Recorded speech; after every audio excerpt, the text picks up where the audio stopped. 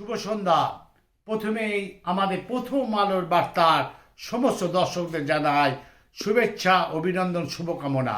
আমি প্রত্যেকদিন বলি যে নড়তে পারবেন না, চড়তে পারবেন না। আমার এই প্রতিবেদনে আজকে বলছি আপনারা চোখ রাখুন প্রথম আলো বার্তার পর্দায়, আর আপনারাও সাবধান হয়ে যান। হ্যাঁ, ঠিক ধরেছেন, এবারে হুগলি জেলায় ফ্ল্যাট হেলে পড়ল। সেই দৃশ্য প্রথমেই দেখাবো আমাদের প্রথম প্রতিবেদনে।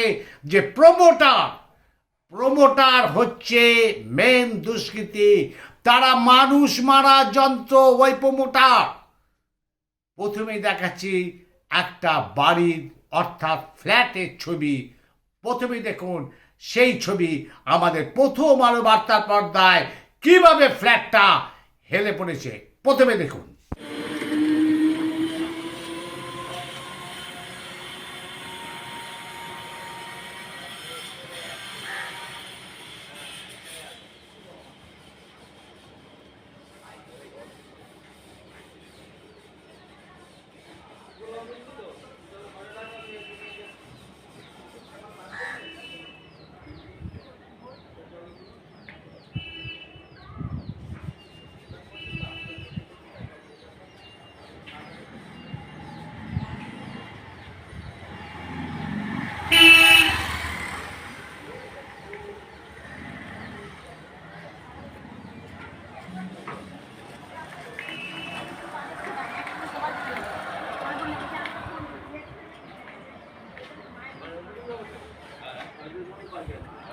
তাহলে আপনারা দেখলেন যে একটা ফ্ল্যাট ওপর দিকে কিভাবে হেলে পড়েছে আর একটা ফ্ল্যাটের দিকে, মানে চওড়া হতে হতে সরু হচ্ছে ওপরটায়।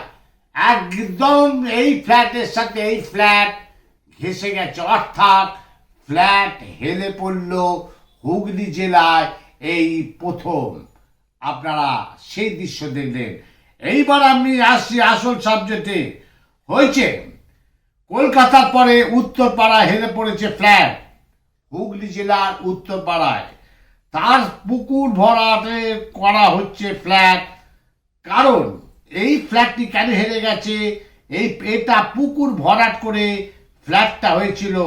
তাই সুশাসন চেয়ে তৃণমূলের ঝান্ডা নিয়ে পথে নামলো উত্তরপাড়া ভাইস চেয়ারম্যান খোকন মণ্ডল। সরাসরি সেই দৃশ্য আমাদের প্রতিনিধি ধরে নিয়েছে এবং উত্তরপাড়ার ভাইস চেয়ারম্যান খোকন মণ্ডল এবং বিজেপি নেতা তারা কি বলল আমাদের প্রথম আলোর বার্তার পর্দায় সরাসরি দেখুন। সেই হেলে পড়া ফ্ল্যাট সম্পর্কে দেখুন আপনারা। এইবার আমি আসছি অন্য খবরে। আবারও ভয়াবহ যান দুর্ঘটনা, রক্তাক্ত হলো আসাম আগরতলা জাতীয় সড়ক। ঘটনা সন্ধ্যায় তেলিয়ামুড়া মহকুমা শাসকের কার্যালয় সংলগ্ন এলাকায়।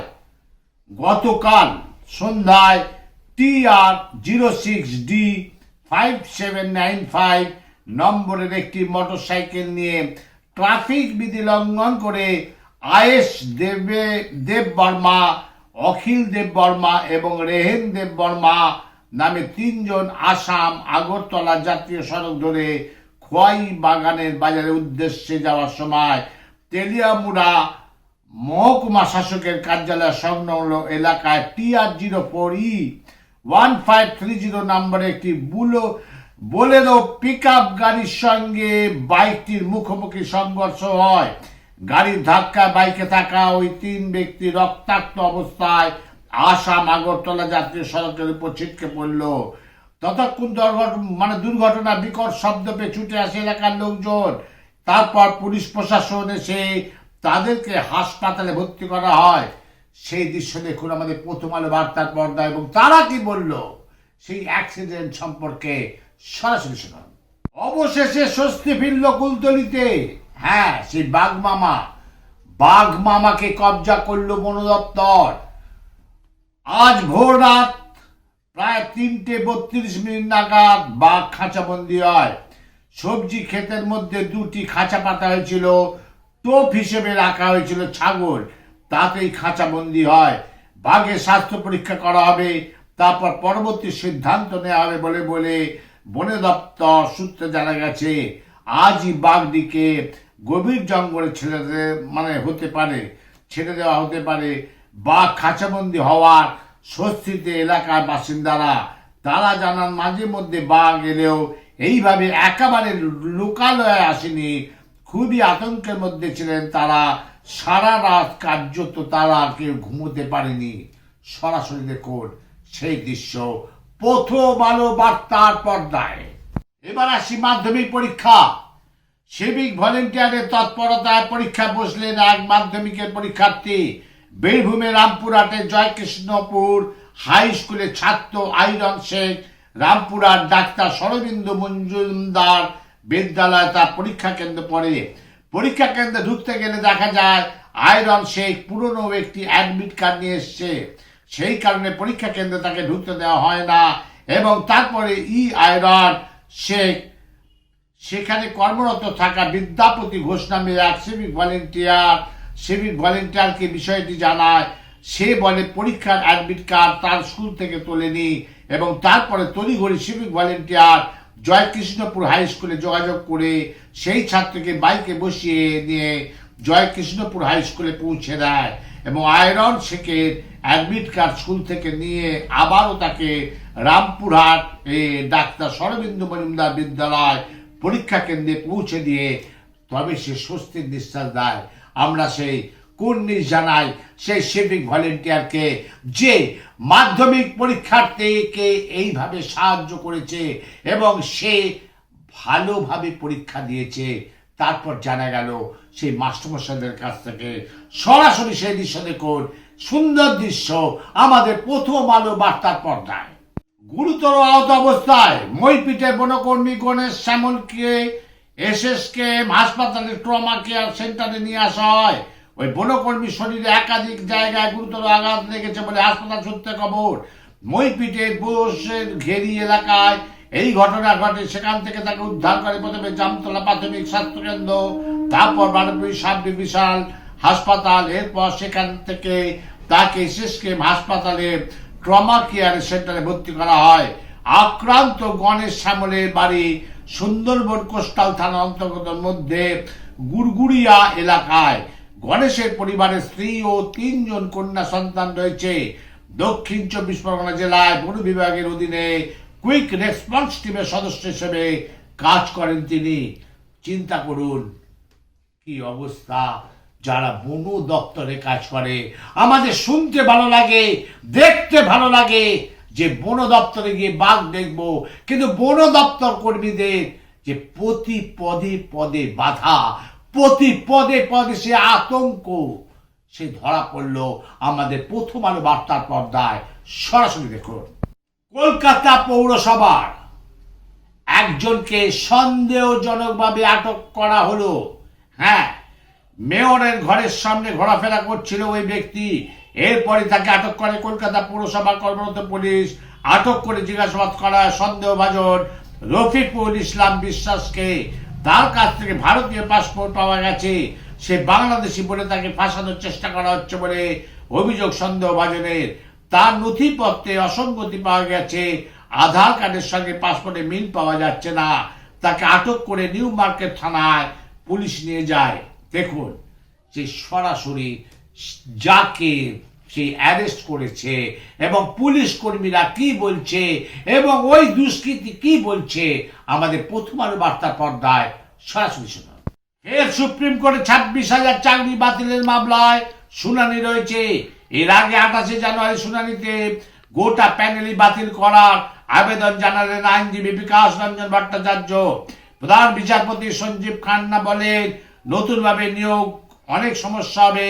বিকাশ রঞ্জন ভট্টাচার্য জানান কিছু ঝামেলা সহ্য করেও শুধুমাত্র যারা পরীক্ষা বসেছিলেন তাদেরকে সুযোগ দিতে হবে। সিপিএম এর আইনজীবী সাংসদের অবস্থানের তীব্র সমালোচনা সরবন চাকরিরত শিক্ষক শিক্ষিকারা। যোগ্য অযোগ্যদের আলাদা করার প্রশ্নে একাধিকবার পিছিয়েছে চাকরি বাতিল মামলা শুনানি। গত বছর 19 ডিসেম্বর চাকরি বাতিল মামলা শুনানি হয়েছিল সুপ্রিম কোর্টে। এইবার সরাসরি দেখুন সেই সেই ছাত্রদের অর্থাৎ শিক্ষক শিক্ষিকাদের কি বলছে আমাদের পর্দায়, তাদের আওয়াজ কি ছিল, সেই প্রতিবাদে সরাসরি শুনুন। ব্যানার পোস্টার ছেড়ার অভিযোগ কার সম্পর্কে জানেন? কার ছিঁড়েছে? রাজ্যের মুখ্যমন্ত্রী মমতা বন্দ্যোপাধ্যায়। আর আরজিকর হাসপাতাল থেকে ছেড়া হলো প্রোগ্রেসিভ হেলথ অ্যাসোসিয়েশনের পোস্টার। অভিযোগ, প্রোগ্রেসিভ হেলথ অ্যাসোসিয়েশনের প্রেসিডেন্ট ও মন্ত্রী ডক্টর শশী পাঁজার প্রথম কার্যনির্বাহী সমিতির মিটিংয়ে পোস্টার ও ছিঁড়ে ফেলা হয়েছে বলে জানান শশী পাঁজা। এইভাবে প্রোগ্রেসিভ হেলথ অ্যাসোসিয়েশনকে আটকানো যাবে না। স্বাস্থ্যের উন্নয়নে যারা বাধা দেবে তাদেরকে ছেড়ে কথা বলা যাবে না। সরাসরি শুনুন সেই দৃশ্য আমাদের প্রথম আলো বার্তার পর্দায়। ফের রেল দুর্ঘটনা উত্তরপ্রদেশ, আবার রেলের গাফিলতি, আবার রেলে যাত্রী সুরক্ষা নেই। সরাসরি দেখুন, উত্তরবঙ্গে প্যাসেঞ্জার ট্রেনের পিছনে সজোরে ধাক্কা মারে ইঞ্জিন। গত বছর উত্তরবঙ্গে ভয়ঙ্কর দুর্ঘটনা পড়েছিল কাঞ্চনজঙ্ঘা এক্সপ্রেস। আবারও ট্রেন দুর্ঘটনা ঘটল উত্তরবঙ্গে। এবার কোচবিহার বামুনহাট স্টেশনের ট্রেন দুর্ঘটনা ঘিরে আতঙ্ক ছড়ালো। সূত্রের খবর, ইঞ্জিন ঘোরানোর সময় দাঁড়িয়ে থাকা প্যাসেঞ্জার ট্রেনের পিছনে সজোরে ধাক্কা মারে ইঞ্জিন। আহত হন বেশ কয়েকজন যাত্রী। প্যাসেঞ্জার ও ট্রেনের শেষ বগিটি বেশি কম ক্ষতিগ্রস্ত হয়েছে।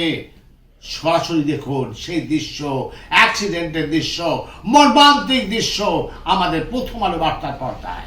দেখলেন আজকে সমস্ত ভালো এবং খারাপ দুটো, আজ ভালো খারাপ মিশিয়ে আপনাদের আজকে প্রতিবেদন। তবে আজকের হেডলাইন থাকছে, হুগলি জেলাও আবার সেই ফ্ল্যাট হেলে পড়ল। সেই আজকে থাকছে হেডলাইন এটাই। দেখতে থাকুন, আমি অমর চ্যাটার্জি।